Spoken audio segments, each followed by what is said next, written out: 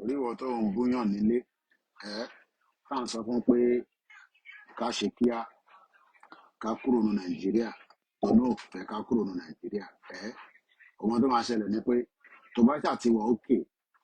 tí Tinubu àti gọ́ọ̀mẹ̀ntì tó ń rí jẹ tó ń rí mu pẹ̀lú àwọn fámìlì ẹ̀ nínú ilé èpè ní láti bẹ́ẹ̀ òṣèríwọ tí ò rí jẹ tó rí mu tí mo rẹ̀ ń sọ fún ẹ pé ìyà ń jẹ tó ń sọ fún mi pé kí n ṣọ́tọ̀ ebi ló máa pa ẹ́ kú ọmọ tó ń pè lébi ebi ló máa pa ẹ́ torí pé mo sọ fún ẹ pé Tinubu ó máa fi ebi pa yín ni ẹ ní lè jẹun ẹ ní lè mu ẹ ní lè ṣu ẹ ní lè tọ̀ ẹ fi gbọ́ ní ẹ fi kọ́kọ́ wọn ní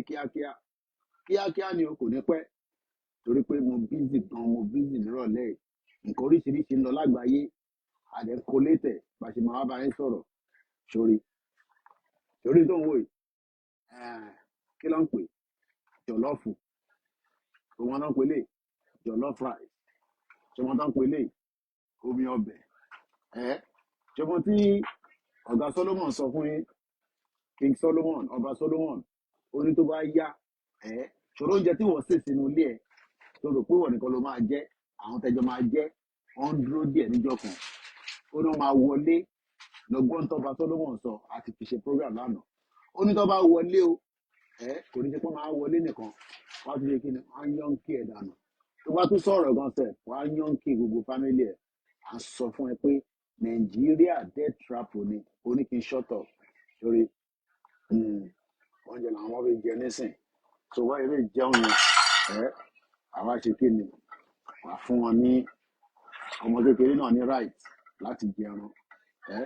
ọmọ kékeré náà máa ń jẹran àwọn ẹran náà bẹ̀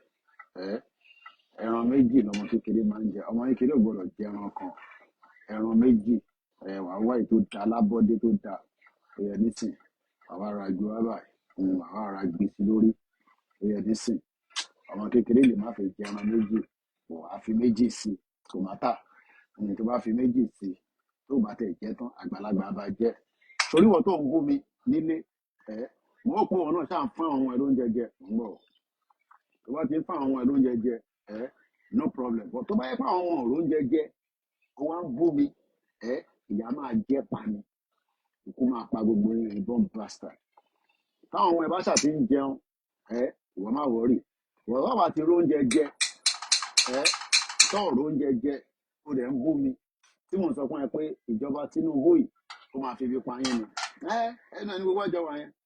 ẹnu ọlájọ́ wa yẹn Koiki Media bringing the world closer to your door.